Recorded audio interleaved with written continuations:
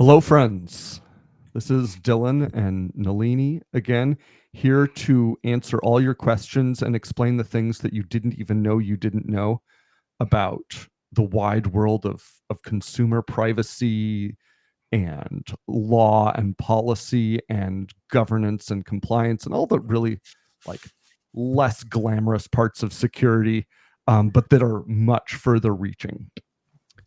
Last month, go ahead, Nalini.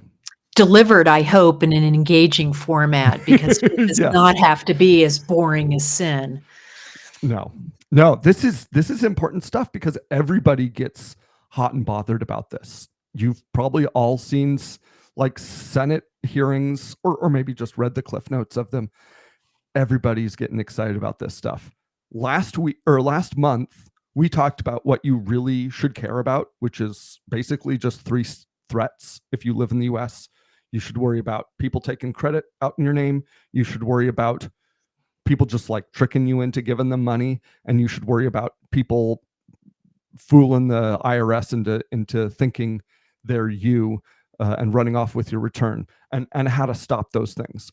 This week, we're going to talk almost on the opposite side about if you're going to store interesting information, secrets about people in your company, how do you do that with the least amount of risk? Did I leave anything out, Nalini? Want to do it as streamlined as possible too, because there are a lot of roadblocks that companies put for themselves, and I would posit that well-intended statutes put in front of companies, which doesn't have to be such a nightmare. Yes, we are here to give you the fast and the easy answers. And so with that, let's dive right into some questions. So Dylan, when I say data segmentation, what comes to mind for you? I think everybody means something different. And what comes to me is a very IT nerd definition. Let's pause on that. What comes to mind for you? What do you think most people think? I think that most people think about marketing segmentation or prospect, client segmentation. Uh, the 20% of the customers that give you 80% of the revenue is one key thing that I think is probably ubiquitous. The other dimension is I think there's a lot of confusion about segmenting data versus classifying data in my privacy and data governance world. But there are actually many different ways. I'll throw out some others out there without spoiling your fun. But there's customer value identification of some kind. There are also personalization lists, right? You segment based on where somebody is in a particular journey or based on their demographics, psychographics, kinds of things. Sometimes it's about segment analysis and problems, right? So, but again, it's highly focused on customer preference in some way in customer analysis. And while those are really critical, and we're going to cover some of that in our time together today, there's a really interesting twist to all of this when you think about it the way Dylan is going to share with us. All right. So most people, I'm going to feed it back to you. Most people think about it. The better you segment your customers, your profiles, the more effectively you can target them with messages and branding and stuff. Right. And then Okay. Drawing on that same parallel with data classification, gosh, if I'm really diligent about public, internal, confidential, sensitive, or restricted, then I've got all my ducks in a row and I'm safe and protected, right? Which is hooey. Let's just call that. Yeah, you heard it here first, folks. So I hit it from, if you think of your data as inventory in a warehouse, this is how like the techs, the IT folks think about it. Where are you putting it? Where are you putting it for so you can get it quickly? Where are you putting it, like, if you got to change it? And other people need to know the answers quickly if once you change it. And there is another aspect. Usually, when we talk about a terrible thing, terrible security thing happening to a company, we use the term breach, and it's generally understood like someone slipped in the back door and took the whole thing, took everything in a warehouse. And that's a scary thing. Something that we have done in the last decade or so is you can keep your data in different warehouses, right? Just like you can keep someone's contact information in a warehouse and their purchase history in a different warehouse. So even if someone breaks into one warehouse and steals that list, it's not as scary of an event. Mhm. Or you can comply sometimes they're data residency requirements, right? Your data True. has to Yeah. stay somewhere, Australia, the European Union, etc. Same sort of idea with a political twist, which is we don't want you transferring this information out for a variety of reasons, usually not having to do with protecting the business or the individuals for whom the business has the information. Right. So for those less familiar, think of Russia and China.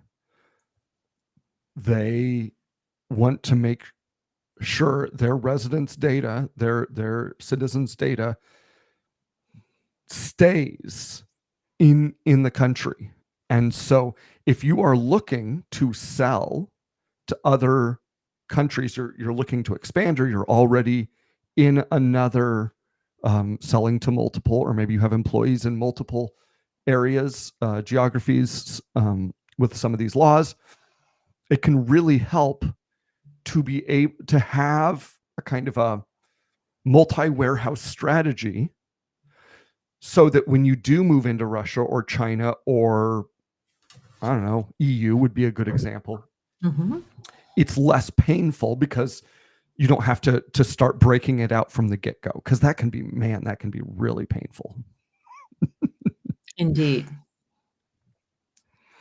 All So right. Go yeah, go ahead. ahead. No, I'm finish your thought, and then I'll pepper you with another question. No, pepper away. I'm ready. All right. So, we've talked around segmentation a bit. I think you need to talk a little bit more about how you're thinking about it and how you would define it, for our Mhm. listeners today. Sure. The easiest way is to, like, if you have a warehouse, in a physical sense, there's like connections. You might have sub-assemblies, and they're part of other assemblies, and you're having, I don't know, cars moving down the line, and different things go in different parts. But with computers, it all goes lightning fast. So there's almost no cost to having something in a separate warehouse. This means that you can have maybe a central record, and this is like somebody, and you don't even have their name. It's just like So you like have a customer. MDM, only with just the pointers somewhere. Yes. And then Mm, you have, in other warehouses, you mhm. have records for scarier things that refer to this central record. Because you know what? To balance a customer's um like remaining uh, um bill, you don't need to know their name. You don't need to know anything about them except the transaction history, right? And how much Right. they've paid so far. And Mhm. so you can do that job without ever knowing their contact information. And it can, and your bill sending application can have very, what we would call segmented access to only the pieces about that person it needs. It can total up the bill. It can, and it can send it to another system that like maybe appends their address and their name at the top and mails it out. And so if any of these were broken into, almost nothing bad would happen. Yeah. And what does that have implications for? I would say many things, but in I think for somehow conveniently, if you end up doing this strategy, you end up creating a much more resilient IT system. This is how good companies are doing it now, because you don't want a system where if there's a weird character in the name field, or like a, I used to have an address 2407 and a half. And man, companies would like crap out sending us bills because, but it didn't have to, right? Because you could, if you have one system that, and every time it relies on every piece of information, you're a lot less resilient. And if you are only processing the information you need, you're going to end up with processes that are a lot more modular and resilient to failure. Absolutely. It would also potentially at least hold steady, if not lower cyber insurance costs, right? And have companies perhaps even become insured where they may not be able to, since the policy costs have skyrocketed, as have the requirements for companies for said insurance. Right. Mhm. And yes, this is the other major point. This is not really a security concern, but a compliance concern. Compliance is expensive. Being able to prove to a governmental agency or some customer third-party risk auditor that your systems are safe. If you're able to say, like, they're going to be interested in a certain kind of data. They're going to say, I want to know where our customers' social security numbers are kept. If you're able to say, this one system, and there's only one, and there's no other copies anywhere else, and it's just kind of injected whenever it's needed, your cost of compliance might be Goes way down. 1/10 of the guy down the street who has one big system with everything in it. Provided you're also explaining your technical and organizational controls for that one place and other things Right. that auditors are going to look for. Yeah, Yes, this is I true. agree. Well, we have a very interesting question. I'm going to divert us there if that works for you, Dylan, about It is. public information. So, the notion that government-funded information available to the public, and there are many different kinds of information. It could be health-related information from studies from NIH, or agricultural data, or commerce data. I don't know. It's a comment from Killian Yates. I've seen a few different things in public information requests, and I too have been somewhat frustrated about controlling so-called sensitive data where it didn't make any sense. I don't know that agencies have a uniform way of classifying data, even though there is clear guidance, right? If we look at FedRAMP and other key standards that they have to follow. So I don't know if there's a specific example that you wanted us to delve into. Otherwise, I think I'd like to have a think and give some examples from our collective experience and post them in the comments on LinkedIn after our call. But thank you Mhm. very much, because yes, it's frustrating when there's no rhyme or reason or there are disconnects, between, data classification, right, let alone the segmentation that Dylan's been sharing with us today that make it difficult and infuriating as taxpayers to get access to Mhm. that information.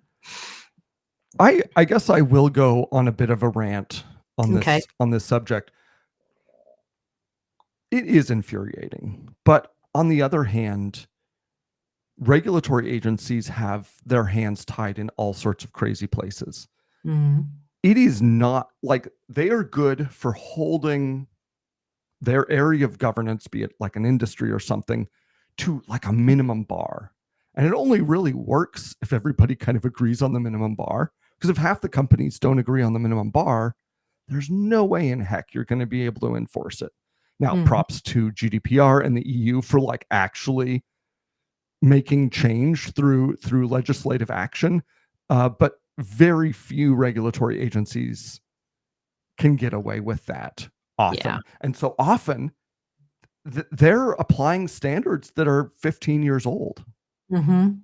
Yeah, I think the Even exception maybe is some financial stuff today, but even there, you find sure. holes. Yeah, Yeah. and everybody's going, Um, "What do you do with AI?" Right? That's yeah, what do you do with AI? Mhm. And we could go deep into this, but I would say in most regulatory regimes, there's a fair amount of absurdity, and they Mhm. know it.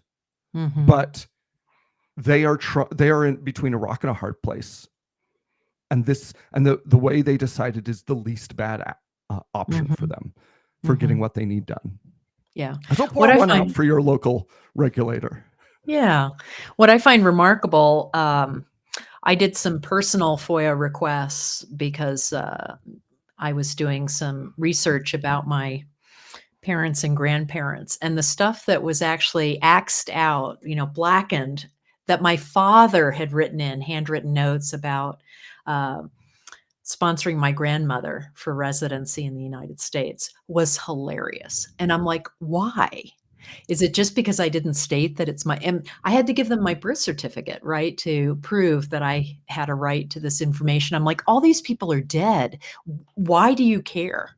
So I echo some of the absurdity, and also it's like when you're trying to do the right thing and you follow something to the letter of the law without thinking about, "Does this really matter?"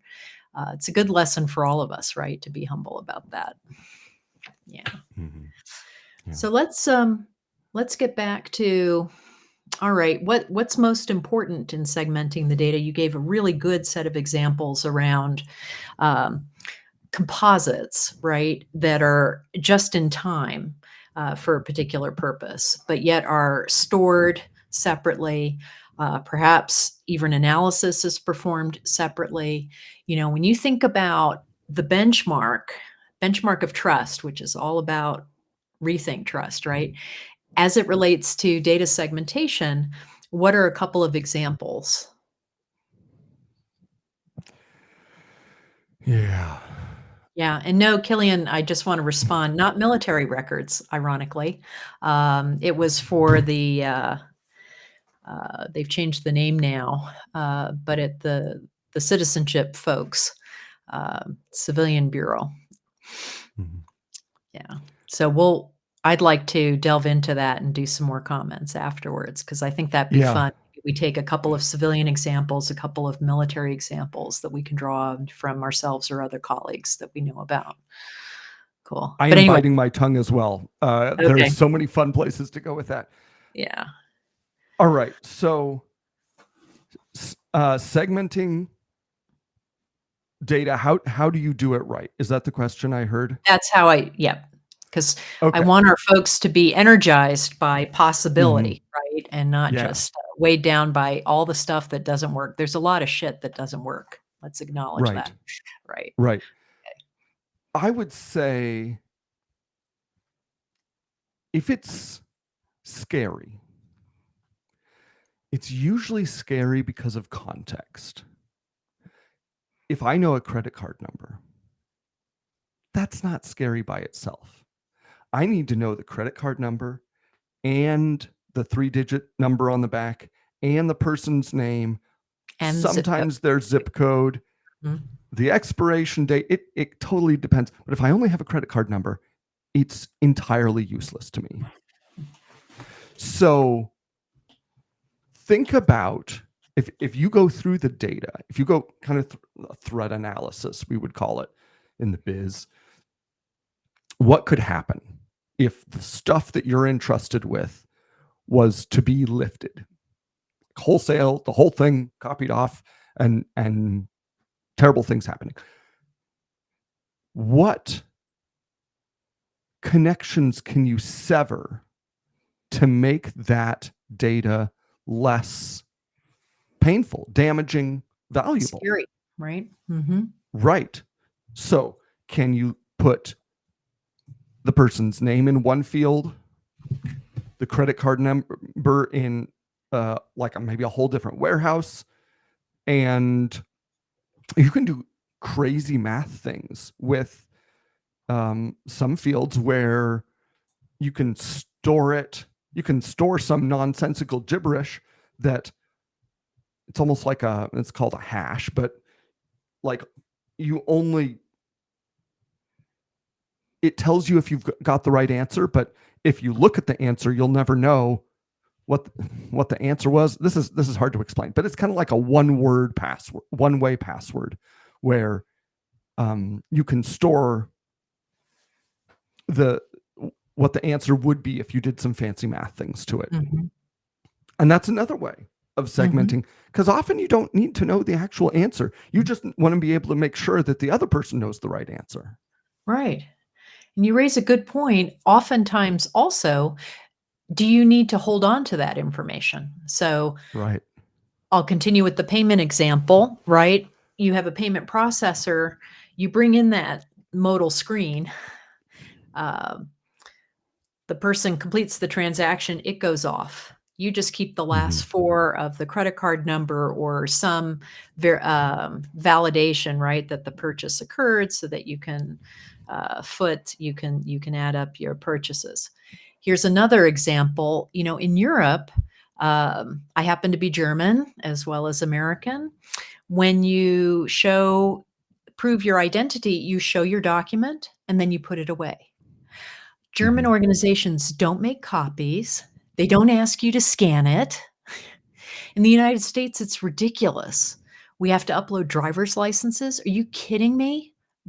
But Mhm. this is where this whole ID verification, and I saw today on LinkedIn, a privacy practitioner colleague noting about LinkedIn's crazy changing terms, and Right. privacy and asking for national identification. Well, I hope every European is gonna say, "No way."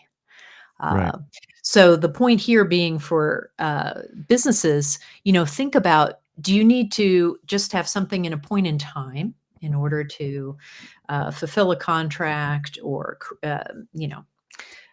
fulfill whatever your business process is and not retain the data at all? Mhm. That's like the silent segmentation, right? You don't need to keep it.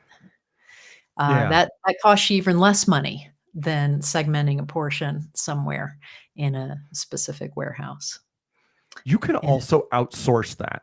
And mhm, and so if you need to store sensitive secrets and stuff, you can actually pay an external secured warehouse, right? mhm, And so they keep track of all this stuff and you just have a reference.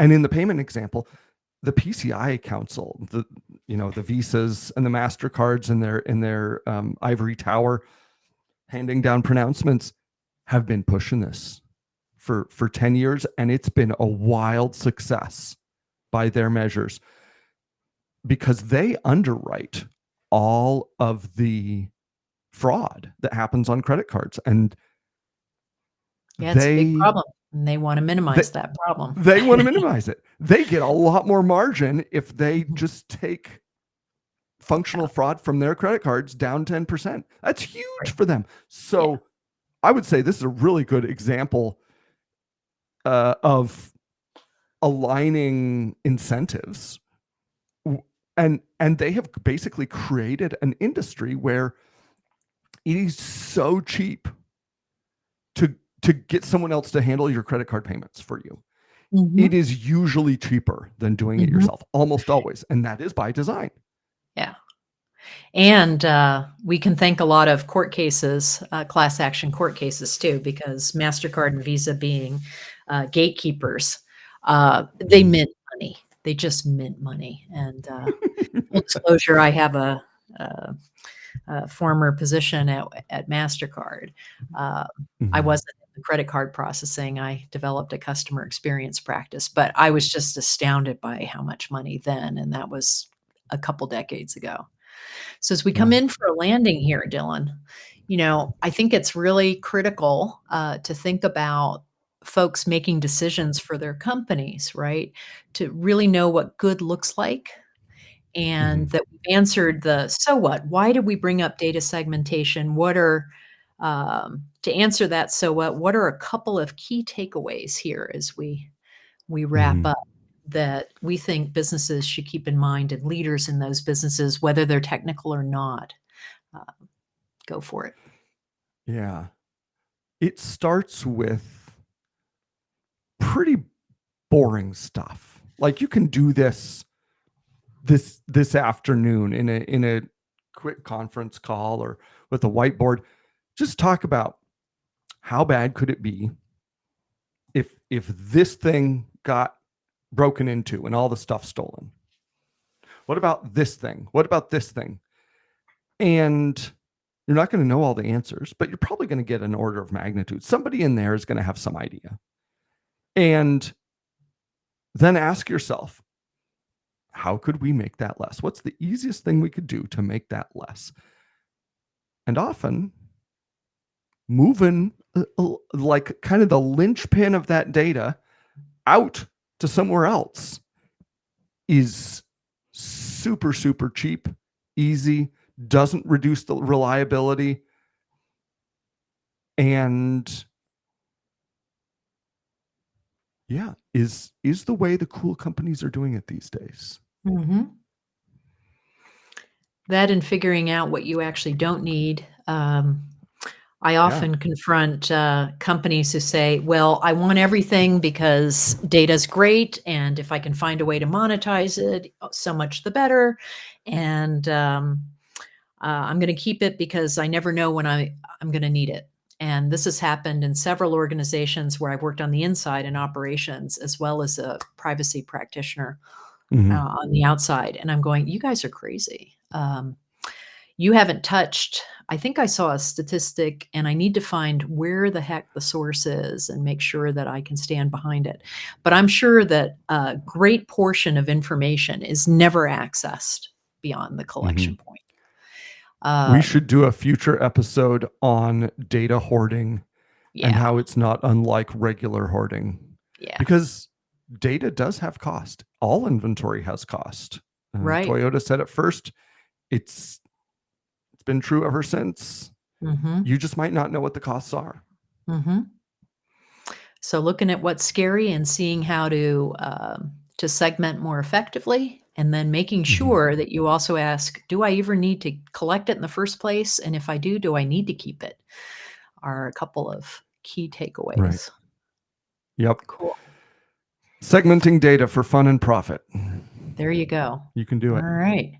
You heard it here first, hopefully, and, we'll be back again with another exciting episode, and, we should figure out what to call this, variation of he said, she said, um, in our We should. dialogue.